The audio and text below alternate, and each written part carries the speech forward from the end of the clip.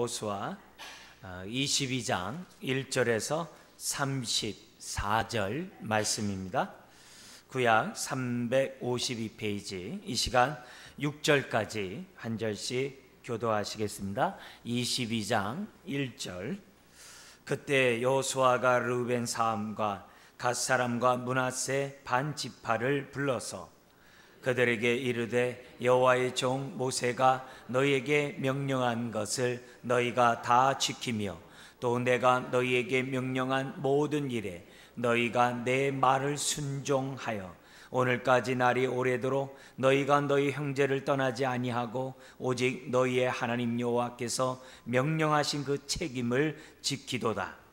이제는 너희의 하나님 여호와께서 이미 말씀하신 대로 너희 형제에게 안식을 주셨으니 그런즉 이제 너희는 여호와의 종 모세가 요단 저쪽에서 너희에게 준 소유지로 가서 너희의 장막으로 돌아가되 오직 여호와의 종 모세가 너희에게 명령한 명령과 율법을 반드시 행하여 너희의 하나님 여호와를 사랑하고 그의 모든 길로 행하며 그의 계명을 지켜 그에게 친근히 하고 너희의 마음을 다하며 성품을 다하여 그를 섬길지니라 하고 여호수아가 그들에게 축복하여 보내매 그들이 자기 장막으로 갔더라. 아멘. 이제 여호수아의 네 번째 단락 부분을 우리가 보게 되었습니다. 그래서 22장에서부터 24장은 여호수아의 마지막 단락이고요. 또 마지막 단락은 또 그 나름대로 여호수아의 말씀을 정리하는 것도 있지만 앞으로 여호수아가 죽은 그 다음에 그 삶을 또 엿볼 수 있는 그런 내용이 이 마지막 22장, 24장이 나옵니다. 이제 그런 가운데 여호수아의 유언이 나오는데요, 참 슬퍼요. 유언의 내용이 참 밝으면 좋을 텐데 슬픕니다. 우리는 사사기의 전조를 지금 여호수아의 그 마지막 유언에서 우리가 이제 살펴볼 수 있는데요, 사사기의 역사는 참 우울하잖아요. 그런 모습을 여호수아는 먼저 간파하고 그들에게 마지막 유언을 하면서 내가 너희들에게 말한다. 정말 나와 내 가족은 하나님을 섬길 것이다. 너희들 선택하라. 이런 말을 해요. 이런 말을 한다는 자체가 벌써 이렇게 불안하다는 거죠. 그죠? 뭔가 이렇게 낌새가 있다는 거죠. 그래서 마지막 그 24장 제일 끝에 31절에 보면은 뭐라 하냐면 여호수아와 그 가나안 땅에 들어갔던 출애굽한 그 세대들이 다 살 때는 하나님을 섬겼지만 그 이후에는 어떻게 돼요?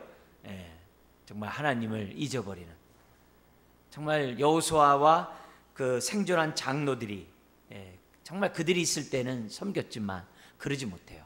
그래서 사사기로 딱 넘어가면은 하나님을 알고 있는데 성경 뭐라 하냐면 2장 10절에 하나님을 알지 못했다 그래요. 참 끔찍한 이런 일이 이제 뒷부분이 나오거든요. 매우 우리가 정말 귀 기울여 봐야 될 그런 내용입니다. 그런 가운데 오늘 그 마지막 네 번째 단락에서 첫 번째 우리 지금 22장을 봐요. 22장도 지금 여호수아가 말하고 있고 23장, 24장 다 말해요. 근데 22장은 요단강 동쪽에 분배를 받았던 두 지파 반, 이제 전쟁이 7년 전쟁이 끝났으니까 다시 고향으로 돌아가야 되잖아요. 고향으로 돌아가는 자들에게 한 그 말이 22장이에요. 그리고 23장은 유언이에요. 그리고 24장은 다시금 이스라엘 백성을 세겜 언약하시죠. 우리 정복한 다음에 세겜 땅에서 에발산과 그린심산에서 언약식을 체결했잖아요. 결혼식을 맺었잖아요. 거기서 다시 언약 갱신을 해요. 다시금 하나님 앞에 언약 백성으로 살아라. 그 얘기가 마지막 24장에 나오고 있습니다. 자, 먼저 우리 22장 보면 1절 이렇게 시작해요. 그때 이렇게 얘기해요. 그때가 언제예요? 거기 21장 43절 45절. 정복과 분배가, 땅 분배가 다 끝나자, 그리고 무엇보다도 44절에 하나님께서 안식을 주자. 안식을 주사. 주변의 나라들이 두려워서 이스라엘 더 이상 넘보지 못하는 거예요. 그러자 전쟁이 끝났으니까 선봉에 있었고 정말 최전선에서 정말 먼저 싸웠던 그 두 지파 반, 이제 전쟁이 끝났으니까 다시 자기 집으로 요단강 동쪽 그 두 지파 반, 그들에게 고향 다시 분배받은 그 지역으로 돌려보내는 이제 그런 장면이 22장에 나오고 있습니다. 자, 근데 여기 보면 돌려보내면서 어떻게 귀환을 시키냐면 1절 3절을 보면 이렇게 얘기합니다. 1절에 두 지파 부분을 반을 불러서 2절에 이렇게 얘기합니다. 그들에게 이르되 여호와의 종 모세가 너희에게 명령한 것을 너희가 다 지키며 또 내가 너희에게 명령한 모든 일에 너희가 내 말을 순종하여 오늘까지 날이 오래도록 너희가 너희 형제를 떠나지 아니하고 오직 너희의 하나님 여호와께서 명령하신 그 책임을 지키도다. 지금 칭찬을 하고 있는 거예요. 두 지파 반, 당신네들 참 잘했다. 근데 그냥 잘했다 그러지 않고 뭐라고 얘기하냐면 신명기에서 그렇게 많이 반복했던 말을 똑같이 써요. 다른 말로 하면 뭐라고 얘기하냐면 너희들이 율법에 참 순종했다. 모세의 명령에 순종했고, 그러니까 하나님이 모세를 통해서 준 그 명령에 정말 순종했고, 내가 너에게 부탁한 모든 말에 참 순종 잘했다. 그냥 잘했다가 아니라 율법에 철저히 순종한 것에 대해서 지금 뭐냐면은 칭찬하고 있어요. 그러니까 민수기 그 32장에 있는 그 모세와의 약속이 있어요. 우리에게 이 요단강 이 동쪽 이쪽 지역을 우리들에게 주십시오. 그럼 전쟁이 끝나기까지 우리가 제일 앞서 나가서 우리가 전쟁에 임하리라. 그렇게 약속을 했었거든요. 그 약속을 7년 동안 한결같이 지켰다는 거예요. 아마 휴가도 잘 못 갔을 거예요. 자기 집으로. 그러니까 굉장히 그 어려운 그 시간을 갖다가 두 지파 반이 다 했다는 거죠. 네. 그러면 왜 여호수아는 참 너희들이 약속을 지켜서 참 잘했다 이렇게 얘기하지 아니하고 왜 신명기에 나와 있는 그 율법 준수에 관한 그 말씀 왜 반복했는가? 다른 게 아니죠. 다른 게 아니죠. 두 지파 반뿐만 아니라 남아있는 9지파 반 모두가 항상 뭐에 유념해야 한다는 거예요? 하나님의 말씀에 유념하고 그 말씀에 따라 살아야 한다는 것을 여호수아는 어떻게 해야 돼요? 거듭 지금 뭐예요? 강조하고 있다는 것을 우리들에게 가르쳐주고 있어요. 그래서 우리가 여기서 먼저 교훈을 얻어야 될 것이 뭐냐면은 저와 여러분들이 하나님을 섬길 때 그리고 주변 사람들로부터 정말 칭찬을 들을 때 어떻게 우리가 섬기며 어떻게 칭찬을 들어야 하는가? 다른 거 없어요. 저 사람은 하나님의 말씀에 따라 하나님 말씀을 응하려고 정말 살아가는 사람이야. 저 사람은 하나님 말씀대로 순종하는 사람이야. 여러분, 그런 말을, 그런 삶을 살아갈 뿐만 아니라 그런 말을 저와 여러분들이 들어야 한다는 거죠. 그래서 우리나라 그 구한말에 우리나라 선조들은 그렇게 믿었다고 그러잖아요. 마태복음을 다 외우고 막 그랬대잖아요. 그래서 어떻게 다 외웠냐니까 그대로 살았다고 그러잖아요. 그런 얘기는 우리가 두고두고 기억을 해야 돼요. 어떻게 당신은 그 말씀을 다 외웁니까? 그대로 사니까 외워지더라는 거예요. 그러니까 우리가 하나님 말씀을 외우는 방법이 머리로 아는 것도 있지만 삶을 통해서 외우는 것도 있거든요. 그런 의미에서 출애굽한 이스라엘 백성들은 모세의 끊임없는 교육과 여호수아의 끊임없는 교육을 통해서 그들은 지금 어떤 사람으로 지금 변해가고 있는 거예요? 하나님의 말씀에 순종하는, 율법에 순종하는 사람으로 지금 다듬어져 가고 있다는 것을 우리들에게 가르쳐줘요. 그래서 우리들이 주변 사람들에게 나의 삶이 정말 율법이 되도록, 여기서 말하는 율법은 막 정죄한 율법이 아니라 토라의 율법을 우리들이 얘기하는 거예요. 그러니까 내 삶이 정말 하나님 말씀을 보여주는 사람이 되어야 한다는 거죠. 유대인들은요 지금도요 혈통이 아버지가 아니라 어머니 혈통을 따라요. 아버지가 유대인이고 엄마가 이방인이면 이방인이에요. 엄마가 유대인이고 남편이 이방인이면 유대인이에요. 왜 그러냐면은 율법 자체가 그들의 삶이거든요. 그들은 삶을 통해 말씀을 배웠어요. 그게 유대인의 전통이에요. 그러니까 수천 년이 지나도 그들이 어떻게 돼요? 율법을 준수하면서 오늘이 오는 거거든요. 오늘 우리들이 신앙생활하면서 어떻게 해야 되는가? 어미된, 특별히 뭐 부모는 뭐 두말할 것도 없고, 어미된 분들은 항상 뭐 해야 돼요? 어미의 모습을 통해서 말씀을 보여줘야 돼요.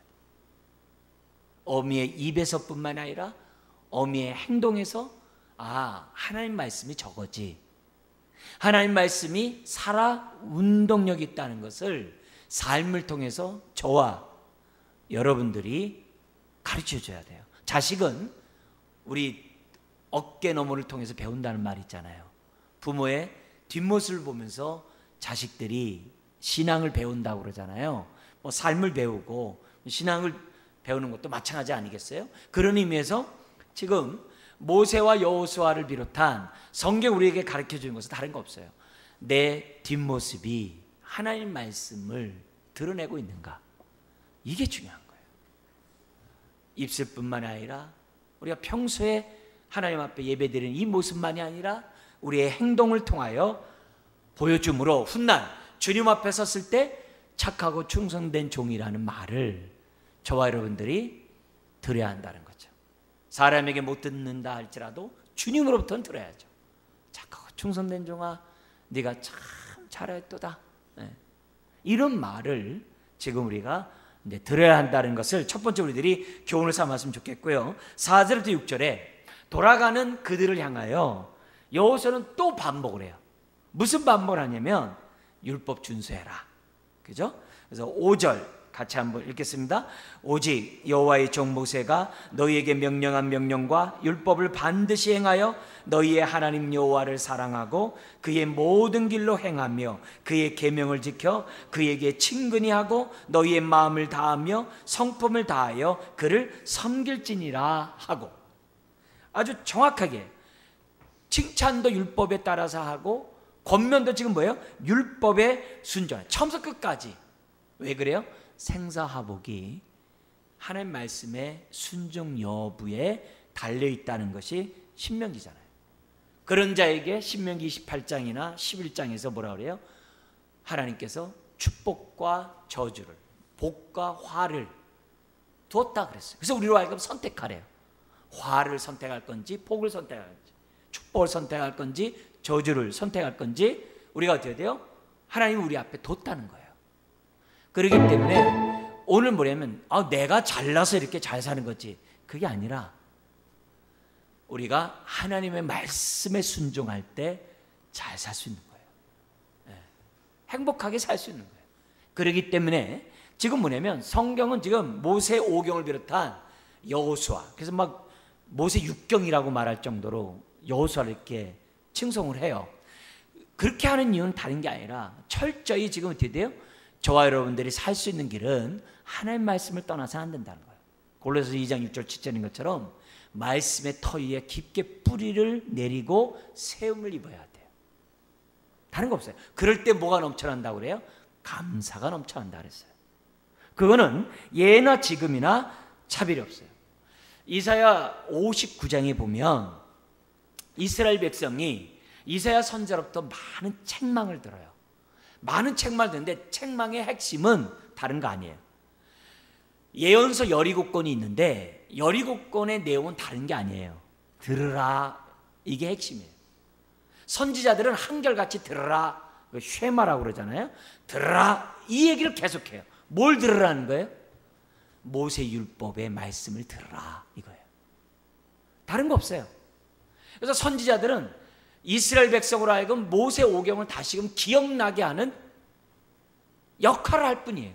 들으라, 그거예요. 그러면서 선지자들은 모세 오경을 상기시키는 거예요. 그래서 이사야 선지자가 이사야 59장 뭐냐면 너희들이 왜 이렇게 삶이 엉망이지않으냐, 너희들이 왜 언약의 축복을 누리지 못하는 이유가 뭔지 아느냐? 다른 거 아니다. 율법에서 떠나 있기 때문이다. 그러면서 무슨 말씀을 하냐면 우리가 아주 잘 아는 성경 구절이죠. 뭐라고 하냐면은 여호와의 손이 짧아 구원하지 못하심도 아니요 귀가 둔하여 듣지 못하심도 아니라 오직 너희 죄악이 너희와 너희 하나님 사이를 갈라 놓았고 너희 죄가 그의 얼굴을 가리어서 너희에게서 듣지 않으시게 함이니라. 결국 죄가 하나님과 우리의 사이를 이간시켜 놨다는 거죠. 떨어지게 해놨다는 거예요. 하나님과의 친밀감을 상실시켜 놨다는 거예요. 여러분, 신명기에 주된 그 성경 구절 하나 더 얘기한다면 5장 33절, 5장이 굉장히 중요하잖아요. 모세의 3번의 설교 중에서 이 두 번째에 해당되는 설교가 5장에 나오잖아요. 그 5장에서 모세가 이스라엘 백성과 언약을 체결하면서 뭐냐면, 이 언약은 시내산에서 맺었던 너희 조상들과 맺었던 언약이 아니라 오늘 너희와 지금 어떻게 돼요? 모압에서 맺은 언약이다, 이렇게 얘기를 했어요. 오늘. 그래서 하나님 말씀 항상 오늘이라고 그랬어요. 오늘. 언약의 하나님 항상 오늘이에요. 그 얘기를 쫙 한 다음에 결론이 뭐라고 얘기하냐면 이렇게 얘기를 해요. 너희 하나님 여호와께서 너희에게 명령하신 모든 도를 행하라. 그리하면 너희가 살 것이요 복이 너희에게 있을 것이며 너희가 차지한 땅에서 너희 날이 길리라. 할렐루야. 오늘 우리들의 이 말씀 하나하나 적용하면요, 우리들의 삶에 정말 그 하나님의 그 축복이 다른 데 있는 게 아니에요. 오늘 지금 5절 여기 나와 있는 말씀처럼 하나님의 계명을 지키고 하나님을 경외하되 하나님을 섬기되 어떤 마음으로 섬기라 그래요? 친근히 하는 가운데 섬기래요. 하나님을 섬기면서 하나님을 멀리 있는 하나님으로 생각하고 심지어 하나님을 두려워하기만 하고 하나님을 섬기는 사람도 많거든요. 하나님과 친근해야 되거든요. 여호와를 경외하면서 친근해야 되거든요. 두려워하면서도 친근해야 되거든요. 그런 자가 하나님 말씀에 순종할 때 돼야 자발적으로 하거든요. 친근하지 않으면 마지못해요. 두려워서요, 무서워서요. 근데 친근하면 자운함으로요. 자운함으로요. 부모와 자식 간의 관계도 마찬가지잖아요. 자녀가 기쁨으로 부모에게 순종하는 거하고 마지못해 하는 건 다르잖아요. 그 차이는 뭐예요? 부모와 자식 간의 마음이 얼마나 친근하냐, 그거거든요. 그러니까 여기서 우리들이 지금 이 메시지는 정확해요. 오늘도 저와 여러분들이 하나님의 말씀에 따라 살아가면, 하나님과 친근한 가운데 마음을 다하고 성품을 다하여 하나님을 섬기면 우리가 어떻게 돼요? 내가 차지한 이 땅에서 길 뿐만이 아니라 하나님의 축복의 통로가 된다는 것이 성경에 우리들에게 가르쳐주고 있는 진리입니다. 자, 그러면서 7절에서 9절에 그들을 돌아가게 하면서 무슨 얘기하냐면, 전쟁 7년 동안 전쟁하면서 노획했던 탈취물들을 다 가져가래요. 그래가지고 가져가는데 얼마나 많은지 8절에 보면 그 목록이 나오고 있습니다. 한번 읽어볼까요? 말하여 이르되 너희는 많은 재산과 심히 많은 가축과 은과 금과 구리와 새와 심히 많은 의복을 가지고 너희의 장막으로 돌아가서 너희의 원수들에게서 탈취한 것을 너희의 형제와 나눌지니라 하매. 이렇게 돼 있어요. 나눌지니라 하매. 이 얘기가 뭐예요? 지금 출애굽한 이스라엘 백성이 출애굽할 때 하나님이 뭘 주셨어요? 그들만 공수로 내보내지 않았어요. 출애굽의 역사를 보면 뭐라고 그래요? 애굽 사람으로부터 모든 걸 다 가지고, 심지어 빌려다가도 은금을 가지고 나오래요. 그래서 그것이 40년 동안 그들의 종잣돈이 돼요. 노잣돈이 되고, 그걸 가지고 그들이 이렇게 돼요. 40년 살아가는데 식량을 구하고 물을 구하고 이러는데 쓰는 그런 돈이 돼요. 재물이 돼요. 마찬가지예요. 지금 돌아가는 그들에게 지금 뭐예요? 그들에게 탈취물을, 전리품을 주고 있어요. 이 얘기는 신약의 요한복음 10장의 말씀과 연관을 생각해 볼 때 예수님이 우리에게 오신 이유가 뭐예요? 양으로 하여금 뭘 얻고? 생명을 얻고, 그 다음에 뭐예요? 더 풍성하도록 하기 위해서, 들어오면 나가면 꼴을 얻도록 하기 위해서 예수님 오셨다고 그랬거든요. 그래서 주님은 저와 여러분들이 예수 믿고 자녀 되는 것으로 만족하지 않으세요.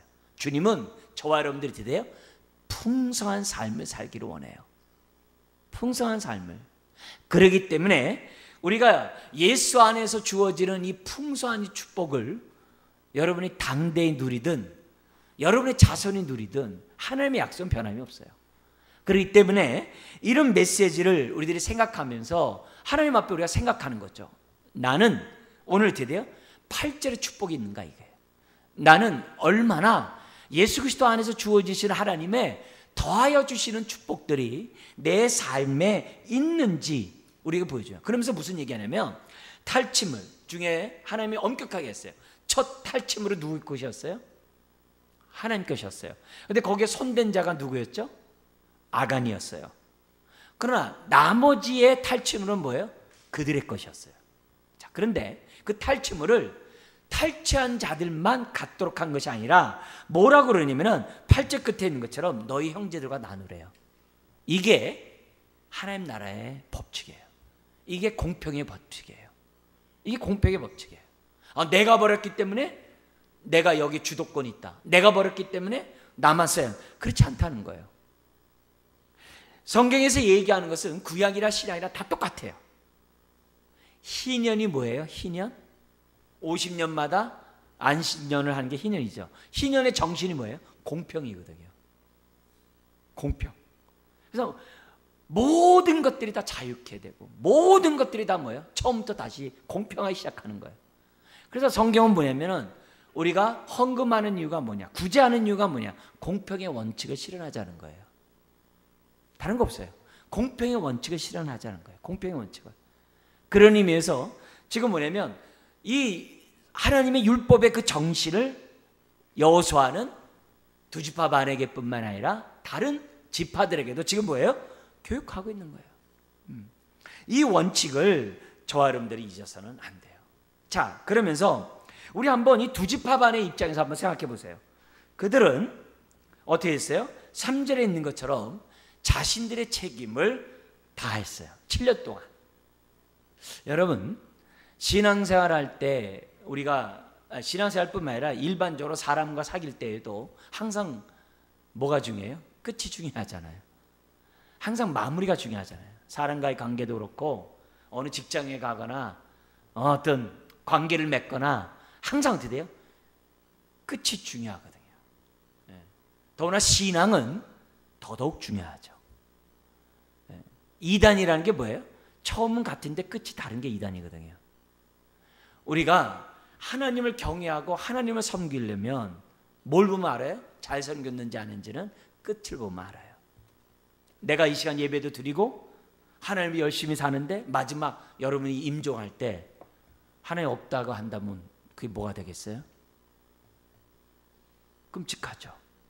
여러분이 그나마 지금은 살만한 데는 살만할 때 신앙생활 잘하는데 나도 감당하지 못할 어려운 일이 나에게 봉착했을 때 그때 하나님 없다 하면 어떻게 하시겠어요? 이거는 끔찍한 거거든요. 우리가 힘들 때 감당하지 못하는 상황이 있을 때 그때 우리가 어떻게 해야 돼요? 모든 것이 하나님의 뜻에 있음을 믿습니다라고 고백할 수 있는 저와 여러분들이 돼야 한다는 거죠. 용두사미가 되는 것이 얼마나 많은지 몰라요. 바울은 나의 달려갈 길을 다 달려갔다고 그래요. 그리고 나에게 준비된 그 면류관을 나는 얻을 것이고 나와 같은 자들도 얻을 것이라고 얘기를 했거든요. 그래서 우리가 정말 우리가 예배 임종 장례실 때 발인 예배 드리잖아요. 그 발인이 뭐예요? 천국으로 지금 첫발 뛰는 게 발인이잖아요. 그래서 발인 예배가 의미 있는 거 아니에요? 그러니까 그 발인 예배를 드리는 그때까지 우리는 어떻게 돼요? 끝까지 하나님 말씀에 순종하고 끝까지 말씀을 떠나지 않는 저와 여러분들이 돼야 한다는 거죠. 그러면 요셉과 같이 종으로 팔려가고 요셉과 같이 오해를 받아 감옥에 가고 또 요셉과 같이 감옥에서도 잊어버린 바 된 사람이라 할지라도 하나님은 어떻게 돼요? 잊지 않으세요. 요셉을 안 잊으세요.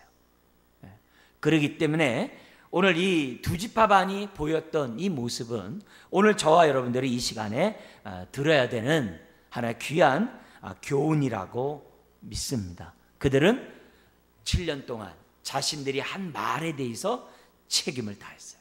자, 근데 10절에서부터 20절까지는 집으로 돌아가는 길에 그들이 무슨 행동을 하냐면 좀 지혜롭지 못한 행동을 해요.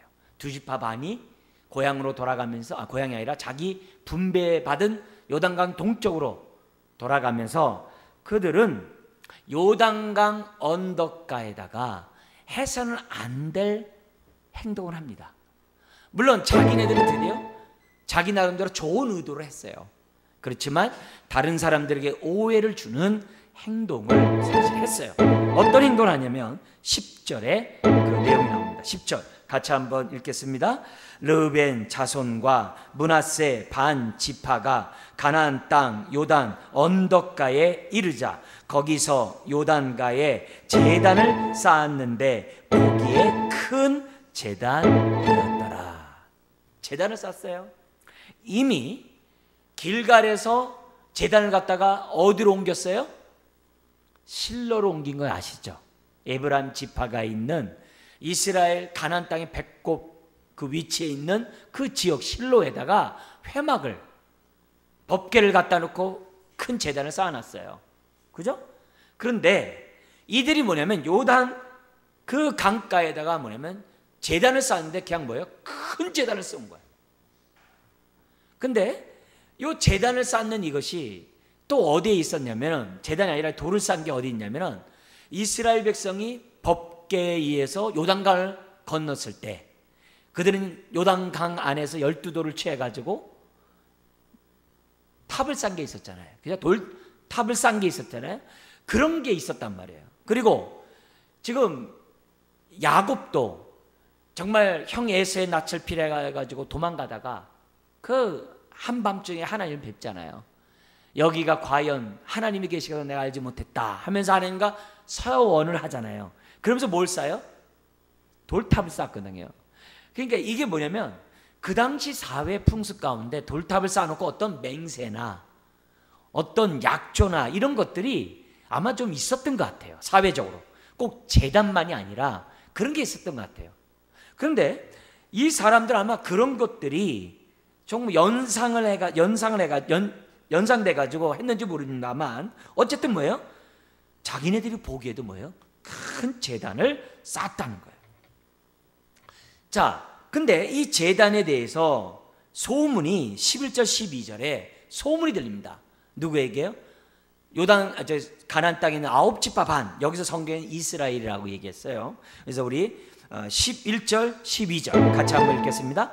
이스라엘 자손이 들은즉 이르기를 르우벤 자손과 갓 자손과 므낫세 반 지파가 가나안 땅의 맨 앞쪽 요단 언덕가 이스라엘 자손에게 속한 쪽에 제단을 쌓았다 하는지라.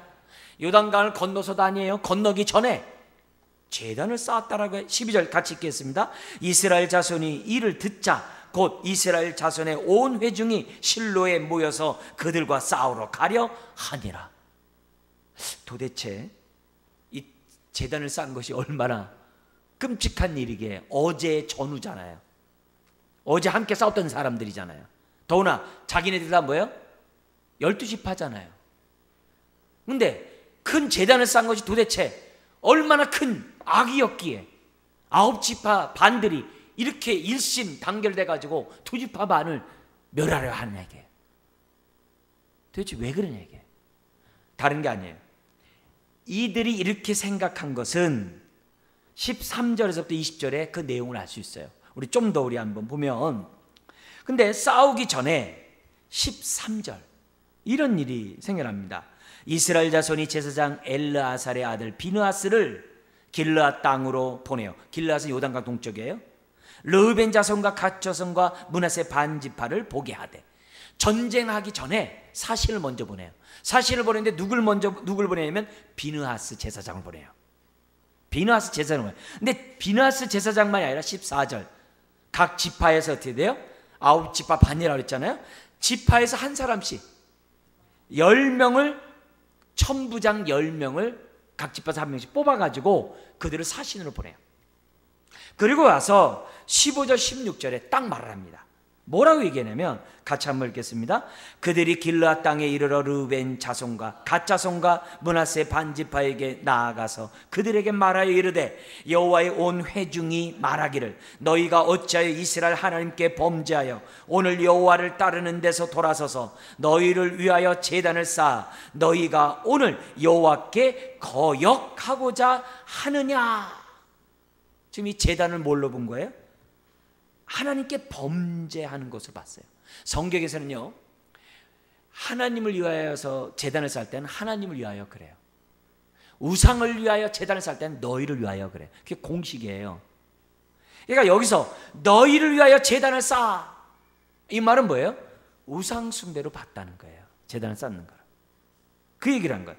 그러면서 뭐라고 얘기하냐면 17절 부올의 죄악으로 말미암아 여호와의 회중에 재앙이 내렸으나 오늘까지 우리가 그 죄에서 정결함을 받지 못하였거늘 그 죄악이 우리에게 부족하여서. 여기 부올이 뭐냐면 바알 부올 그 사건이에요. 이 사건을 여러분 보시려고 한다면 강의 안에 되어 있는 것처럼 민수기 25장을 여러분 보셔야 돼요. 거기 보면은 이스라엘 사람들이 요단강 동쪽 모압 평야에서 모압 여인과 음행을 하고 우상 숭배한 장면이 있었죠. 근데 모세와 사람들이 보는 그 앞에서 이스라엘 사람이 모압 여자를 데리고 장막으로 들어가는 걸 봐요. 그러자 비느하스가 하나님의 열심을 가지고 어떻게 돼요? 들어가서 단창을 두 사람을 찔러 죽인 사건이 있었죠. 그 결과 하나님이 기뻐하셨어요. 너희들의 죄를 다 씻었다 이거예요. 그렇지만 그들이 죄를 범한 것을 인해서 어떻게 돼요? 하나님의 진노로 24,000명이 그날 죽어요. 우상 숭배함으로. 그 얘기를 하는 거예요. 지금 그때 단창으로 죽였던 사람이 누구예요? 비느하스거든요. 바로 그 비느하스가 그 위에 제사장이 되어서 지금 뭐가 된 거예요? 사신으로 간 거예요. 그러니까 이 비느하스는 뭐가 있어요? 그 마음에 율법을 철저히 지키고자 하는 열정이 있죠. 하나님의 뜻 가운데 살고자 하는 열심이 있죠. 그 사람이 우상 숭배에 대해서는 아주 막 경기를 할 사람이죠. 왜요? 그동안 아간의 범죄에서부터 시작해가지고 우상 숭배로 말미암아 이스라엘이 하나님 앞에 진노를 당한 게 얼마나 많아요. 그러니까 비느하스가 가만히 있을 수 없는 거예요. 그래서 너희가 왜 지금 어찌하여 제단을 쌓아서 하나님 앞에 우상 숭배하느냐? 지금 그 얘기를 하는 거예요. 그 다음에 17절에 아직도 그 부월의 제약이 있는데 어떻게 그럴 수 있느냐? 18절도 한번 읽어볼까요? 오늘 너희가 돌이켜 여호와를 따르지 아니하려고 하느냐? 너희가 오늘 여호와를 배역하면 내일은 그가 이스라엘 온 회중에게 진노하시라. 너 때문에 아간에 의해서 다 당했던 것처럼 너희들 때문에 우리들 다 하나님의 진노를 피할 게 없다는 거예요. 왜? 하나의 언약 공동체니까. 그러자 여기 뭐라 그래요? 그리고 19절 20절 한번 보세요. 그런데 너희의 소유지가 만일 깨끗하지 아니하거든. 이게 뭐냐면 가나안 땅에 들어오기 전에는 요단강 동쪽이 너무 좋아가지고 그걸 빨리 달라고 두 지파 반이 얘기했거든요. 근데 7년 동안 가나안 땅을 전쟁하다 보니까 그쪽보다 여기가 더 좋을 수도 있거든요. 좋은 곳이 있을 수 있단 말이에요. 그리고 자기네들만 그쪽 떨어지는 것보다도 같이 있는 것이 또 좋게 여길 수도 있잖아요. 지금 그 얘기하는 거예요. 깨끗하지 아니하거든. 여호와의 성막이 있는 여호와의 소유지로, 요단강 서쪽이겠죠? 건너와 우리 중에서 소유지를 나누어 가질 것이니라. 9지파 반에서 나눴는데 다시 나눠가지고 당신네들이 주겠다 이거죠. 오직 우리 하나님 여호와의 제단 외에 다른 제단을 쌓음으로 여호와를 거역하지 말며 우리에게도 거역하지 말라. 왜 우상 숭배하고 이렇게 죄를 범하냐 얘기해요. 그러면서 20절 같이 한번 읽겠습니다. 세라의 아들 아간이 온전히 바친 물건에 대하여 범죄함으로 이스라엘 온 회중의 진노가 임하지 아니하였느냐? 그의 죄악으로 멸망한 자가 그 한 사람만이 아니었느니라 하니라. 그죠? 자, 지금 뭐냐면 이들이 요단강가에서 큰 제단을 쌓는데 이 제단이 사람들에게 지금 어떻게 돼요? 나머지 이쪽 9지파 반에게 아주 진노를 산 거예요.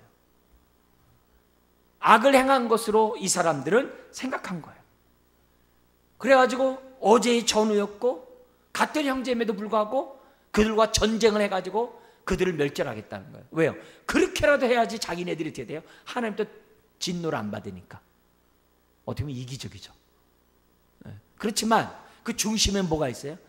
하나님 말씀대로 살지 않으면 안 된다고 하는 그 마음이 있어요. 그리고 또 하나는 뭐예요? 자라보고 놀란 가슴, 소뜯고 못 놀란다고 아간 보고 이미 놀랐거든요. 아간에 의해서 놀랐는데 저 두 지파반이 저러면 어떻게 돼요? 자기네들은 다 끝날 것이라는 그런 생각을 갖지 않을 수가 없는 거예요. 왜요?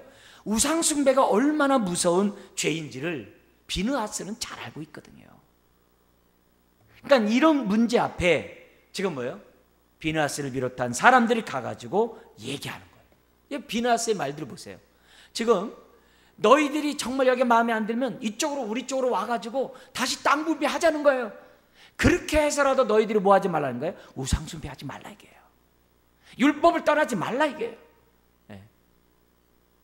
이런 어떤 이런 절박함, 공동체의 거룩함을, 성결함을 유지하려고 하는 이런 모습을 우리는 비느하스의 외침을 통해서 우리는 알 수 있는 거예요. 여기서 우리가 생각할 사람이 누구냐면 쉐퍼라는 사람이에요. 쉐퍼라는 그 유명한 그 사람이 있는데 그 사람은 뭐냐면은 그 기독교 우리 철학에 대해서 이 성경적 세계관에 대해서 그래도 아주 족적을 남긴 분이 있어요. 근데 그 쉐퍼 그분이 마지막 그 임종을 앞두고 사람들 앞에서 이제 말을 할 기회가 있었어요. 그때 그가 한 말이 무슨 말이냐면 이 말이었어요. 여러분, 행복을 구하지 말고 거룩함을 구하십시오. 그 말을 했어요. 그러니까 행복을 얻고자 하지 말고 하나님 앞에 거룩한 삶을, 거룩한 자로 서도록 노력할 것을 셰퍼가 얘기한 말이 있어요. 지금 그 얘기를 하는 거예요. 우리가 지금 땅 이런 게 중요한 게 아니라 하나님 앞에 거룩함을 유지하는 것이 중요합니다. 하나님 앞에 율법을 지키는 것이 중요합니다. 우리가 이 땅 안 받으면 어떻고 이거 덜 받으면 어떻고 상관없습니다. 지금 그런 얘기를 하고 있는 거예요. 그러니까 얼마나 하나님 말씀 가운데 서기를 바라는 이 열망입니까? 가끔 이런 얘기예요. 어떻게 해서 예수 믿게 됐어요? 그러니까 엄마의 그 눈물 흘리는 기도를 갖다가 자기가 더 이상 거절하지 못해서 내가 꼬꾸라져서 내가 믿게 되었다고. 이거는 이제 저희 이제 신학교에서 많이 듣던 얘기예요. 이 신대원에 왔다고 이런 얘기 많이 해요. 신학대원에 왔다가 아니야. 그럼 어머니의 그 눈물 흘리는 기도 때문에 왔다고 이런 얘기 많이 하거든요. 많이 들어요. 여러분, 그러니까 그만큼 이 간절함이 비느하스에게 있었던 거죠. 오늘 이런 모습을 보면서 우리가 뭐냐면 자라보고 놀란 것은 솥도금 보고 놀라는 것처럼 우리도 어떻게 돼요? 하나님의 말씀에서 떠나는 그 사람들을 보면 놀랄 줄 알아야 돼요. 놀라기는커녕 그냥 마음대로 그렇게 살다가 그냥 끝나면 끝내버리고 이렇게 하면 곤란한 거죠.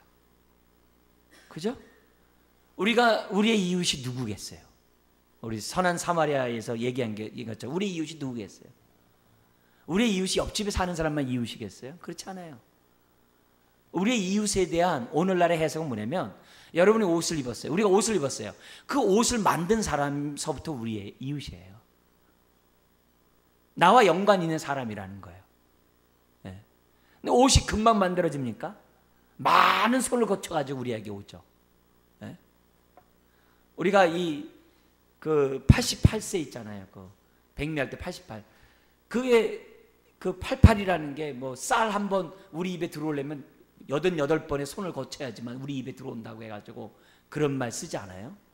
한자로도 그렇게 쓰지 않아요? 그러니까 그만큼 뭐예요? 우리의 이웃이 눈에 보이지 않는다고 이웃이 아니라 보이지 않는 사람도 우리 이웃이라는 게 요즘의 해석이거든요. 그렇기 때문에 우리가 뭐 하는 거예요? 지금 보이지 않는 그 사람들의 연약한 환경을 위해서 우리가 뭐예요? 일하는 거고 우리가 입양을 하는 이유도 다 그런 거거든요. 다른 게 아니거든요. 교회에서 입양을 왜 하고 그랬어요? 다 같은 선상이거든요. 그런 의미에서 지금 이런 마음들은 저와 여러분들이 오늘 이 밤에 한번 기도하고 내가 거룩한 만큼 거룩하지 않는 자에 대해서 안타까움이 있는 거예요. 내가 거룩하지 않으면 거룩하지 않는 삶을 사는 사람에 대해서 관심도 없어요.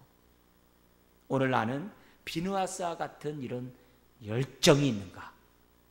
이런 열심이 있는가? 그걸 한번 본문을 통해서 우리들이 알았으면 좋겠어요. 아우, 나 살기도 바쁘고 지금 내 발에 불 떨어진 거 해결하기도 바쁜데 무슨 또 남을. 여러분, 그렇게 하면 안 되죠. 그렇게 하면 안 되죠. 지금 오늘 우리들이 어떤 마음을 가져야 하는지를 잘 살펴봐야 하는 거죠. 자, 그러자 21절 이하에 요단강 동쪽 두 지파 반이 적극적으로 변론을 해요. 그래서 21절 29절에 변론하는데 뭐라고 변론하냐면 22절 23절 같이 한번 읽겠습니다. 전능하신 자 하나님 여호와께서 아시나니 이스라엘도 장차 알리라. 이 일이 만일 여호와를 거역함이거나 범죄함이거든 주께서는 오늘 우리를 구원하지 마시옵소서. 우리가 제단을 쌓은 것이 돌이켜 여호와를 따르지 아니하려 함이거나 또는 그 위에 번제나 소제를 드리려 함이거나 또는 화목제물을 드리려 함이거든 여호와는 친히 벌하시옵소서. 이게 뭐예요? 우상 숭배한 것도 아니고 실로의 제단을 떠나가지고 우리가 스스로 또 다른 제단을 쌓은 것도 아니라는 거예요. 오해하지 말라. 적극적으로 해명해요. 지금 미국의 남부에 그 태풍이 일어나가지고 막 난리잖아요. 그런데 그 휴스턴에 아주 큰 교회가 있어요. 뭐 10,000명도 더 모이는 교회가 있는데 그 교회가 막 집중 욕을 먹는 거예요. 어? 왜냐면 사람들이 집을 다 잃었는데 그 교회 안에 들어와 가지고서 좀 이렇게 쉴 수 있도록 그런 걸 해야 되는데 사회에 문을 닫았다고 하면서 막 공격을 하는 거예요. 그게 요즘 뭐 SNS 날리기 시작하면 난리잖아요. 근데 그 교회가 잠잠하고 있었대요. 할 말이 없는 거죠. 대꾸하는 게 없는 거죠. 그런데 평소에 그 교회를 욕하던 사람이 이건 아니다 해가지고서 뭐냐면 자기가 SNS에 이 자료를 올렸어요. 뭐냐면 그 교회 역시 뭐냐면 홍수가 나가지고 물이 들어와가지고 지하고 뭐고 다 물이 지금 차가지고 주민들을 받을 수 있는 상황이 아니에요. 오히려 다른 곳에, 다른 떨어진 그곳에 높은 지대에 이미 거기서 뭐냐면 사람들이 안식처를 마련해가지고 돕고 있었던 거예요. 근데 교회는 아무 이런 얘기도 안 하는 거예요. 그러니까 자꾸 저러는 거죠. 그런데 이것이 정의가 아니다 해가지고 그 교회를 욕하는 사람이 사실 이렇게 올린 것으로 인해 가지고 이렇게 잠잠해졌다고 그래요.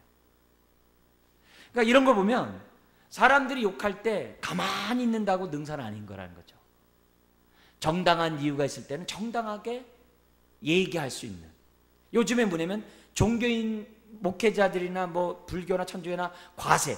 근데 기독교에 대해서 욕을 많이 해요. 왜? 워낙 뭐 그렇게 돼 있으니까. 그러니까 요즘에 사람들이 적극적으로 뭐냐면 이렇게 반박을 해요. 반발하니까 요즘 이제 흔히 말하는 신문이나 이런 데서 어떻게 나오냐면은 개신교에 흔히 대형교회 욕 많이 했거든요. 근데 대형교회 중에 상당수의 교회들이 다 세금을 벌어서 어디서도 다 내고 있었거든요. 그래서 어느 교회 대형교회도 내고 있다니까 이제 그런 공격들이 이렇게 잦아들고 있다고 그래요. 그러니까 이미 오래전부터 내고 있는 사람들이 많이 있는데 무조건 안 내는 것으로 이렇게 비춰지고 있다는 거예요. 그렇지 않다는 거죠. 욕을 많이 했던 교회들이 내고 있다는 거예요. 오래전부터 뭐 여의도 순복음교회, 뭐 사랑의 교회, 추경교회 막 욕하는 데 있죠. 온누리교회 욕하는 이런 데서 하고 있다는 거예요. 그래서 적극적으로 반박을 하면서 거기에 하면서 얘기할 그런 필요성들이 있다는 것을 이제 우리들에게 이제 보여주는 그런 장면이에요. 어쨌든 이 두 지파 반은 뭐냐면 자기 얘기하는 거예요. 만약에 비느하스가 와서 얘기하지 않았다고 한다면, 그리고 그들이 화가 나서 막 했을 때 두 지파 반이 막 똑같이 화냈으면 어떻게 돼요? 전쟁 나는 거예요. 근데 그게 아니라 적극적으로 해명을 하니까 싸움이 안 나는 거죠. 그러면서 24절에도 27절에 그 이유를 얘기해요. 뭐라고 얘기하냐면 24절, 우리가 목적이 있어서 주의하고 이같이 하였노라. 곧 생각하기를, 그 다음 보세요. 후일엔 너희의 자손이, 우리 아니에요, 너희의 자손이 우리 자손에게 말하여 이르기를, 너희가 이스라엘 하나님 여호와와 무슨 상관이 있느냐? 너희는 약속의 땅에서 살지 않는 자라, 이 말이에요. 너희 르벤 자손 갓 자손아, 여호와께서 우리와 너희 사이에 요단으로 경계를 삼으셨나니 너희는 여호와께 받은 분깃이 없느니라 하여 너희의 자손이 우리 자손에게 여호와 경외하기를 그치게 할까 하여 우리가 말하기를 우리가 이제 한 제단 쌓기를 준비하자 하였노니 이는 번제를 위함도 아니요 다른 제사를 위함도 아니라. 27절 같이 읽겠습니다. 우리가 여호와 앞에서 우리의 번제와 우리의 다른 제사와 우리의 화목제로 섬기는 것을 우리와 너희 사이와 우리의 후대 사이에 증거가 되게 할 뿐으로써 너희 자손들이 후일에 우리 자손들에게 이르기를 너희는 여호와께 받을 분깃이 없다 하지 못하게 하려 함이라. 다른 거 아니라는 거죠. 지금은요, 그 요단강 동쪽에 있는 지역은 다 뭐예요? 지금 요르단 지역이 돼가지고 다 없어졌어요. 다 없어졌습니다, 거기. 어쨌든 후일에 그럴까봐 부모들이 뭐라고 해요? 얘기하는 거예요. 그래서 28절 29절 다시 또 한번 읽겠습니다. 우리가 말할거니와 만일 그들이 후일에 우리에게나 우리 후대에게 이같이 말하면 우리가 말하기를 우리 조상이 지은 여호와의 제단 모형을 보라. 이는 번제를 위한 것도 아니요 다른 제사를 위한 것도 아니라 오직 우리와 너희 사이의 증거만 되게 할 뿐이라.